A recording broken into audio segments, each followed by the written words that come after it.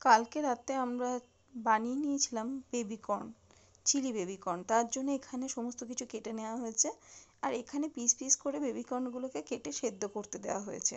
আর তার সঙ্গে মশলায় ছিল পেঁয়াজ, রসুন, আদা কুচোনো, পেঁয়াজ কলি কুচোনো, ক্যাপসিকাম, লঙ্কা কুচোনো সমস্ত কেটে নিয়ে এগুলোকে একটু নুন জলে ভালো করে সেদ্ধ করতে দেওয়া হয়েছে। এরপর সেদ্ধ হয়ে যাওয়ার পর এগুলোর সঙ্গে আদা রসুন বাটা, লঙ্কা গুঁড়ো, গোলমরিচ গুঁড়ো, নুন এই সমস্ত দিয়ে ভালো করে মাখিয়ে নেওয়া হয়েছে।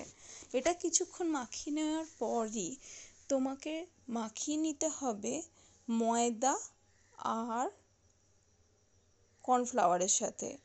তা ময়দা যতটা দেবে তার চেয়ে কর্নফ্লাওয়ার ডবল হবে। এই দেখো এখানে কর্নফ্লাওয়ারের সাথে মাখিয়ে নেওয়া হয়েছে।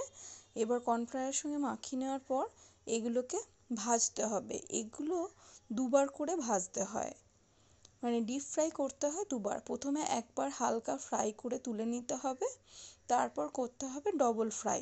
ডবল ফ্রাই করবার সময় তোমাকে সসেজটা তৈরি করে নিতে হবে সাইডে। তাই এখানে একটা গ্যাসে প্রথমে এগুলোকে ভেজে নেওয়া হচ্ছে। কেটে রাখা বেবিকর্নগুলোকে ভেজে একটা পাত্রে তুলে নেওয়া হচ্ছে। হ্যাঁ, এগুলো আমরা সবটাই সাদা তেলে করেছিলাম, সাদা তেলে ভেজে তুলে নেওয়া হচ্ছিল। দেখো কীরকম লাগছে। আর এগুলো খেতেও এমনি ভাজাটাও খেতে খুবই ভালো লাগে। তোমাদের কেমন লাগে জানিও আমাকে। এই রেসিপিটা অবশ্যই বাড়িতে করিও। তোমাদের অনেকেরই আছে ড্রাই চিলি বেবিকর্ন খেতে খুবই ভালোবাসো, বেবিকর্ন অনেকেরই পছন্দ। তারপর আমরা দেখো সাইডের একটা পাত্রে অলরেডি এখানে সসটা বানিয়ে নেওয়া হচ্ছে। সেখানে দিয়ে দেওয়া হয়েছে তেলের মধ্যে লঙ্কা, একটু অল্প আদা কুচি, একটু রসুন কুচি দিয়ে ভালো করে হালকা করে ভেজে নিতে হবে। তারপর অলরেডি সেকেন্ড টাইম ভাজার জন্য পাশে কিন্তু ওগুলোকে সেকেন্ড ফ্রাই করতে দিয়ে দেওয়া হয়েছে। তারপর দেওয়া হয়েছে এখানে পেঁয়াজ কলির কুচি। ওপর থেকে তুমি কাঁচা পেঁয়াজ কলিও কুচিয়ে দিলে কিন্তু খুব ভালো লাগে। তারপর পেঁয়াজ দিয়ে দেওয়া হবে ভাজার জন্য। এগুলো হালকা লাল লাল করে ভাজতে হবে। ভাজার পর তোমাকে এখানে সসটা দিতে হবে। সসের মধ্যে তোমাকে ইউজ করতে হবে যেরকম আমরা চিলি চিকেন বা চিলি আলুর ক্ষেত্রে ইউজ করি সেই রকমই ইউজ করতে হবে। এখানে দেখো হালকা হালকা করে ভেজে নেওয়া হচ্ছে এগুলোকে। এখানে তুমি ক্যাপসিকাম শুধুমাত্র সবুজ কেন, লাল সবুজ বিভিন্ন ধরনের ক্যাপসিকামও ইউজ করতে পারো।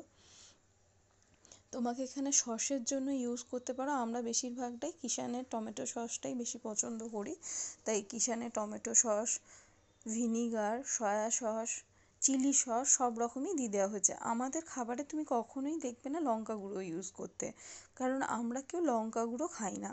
যেটুকু রং হওয়ার জন্য দিতে হয় সেটা সবটাই কাশ্মীরি লঙ্কা গুঁড়ো। এখানে দ্বিতীয়বার ভেজে নেওয়া হচ্ছে এই বেবিকর্নগুলো। এখানে দেখো অলরেডি সসটা তৈরি হয়ে এসছে।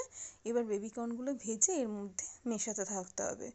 আর গরম গরম সার্ভ করলে তো আর কোনো বালাই নেই। আর এইটা মেশাতে বেশিক্ষণ সময় লাগে না, মাত্র 5-7 মিনিটেই এই মশলাটা এর সঙ্গে মেশানো হয়ে যায়, এই সসটার মধ্যে মেশানো হয়ে যায়।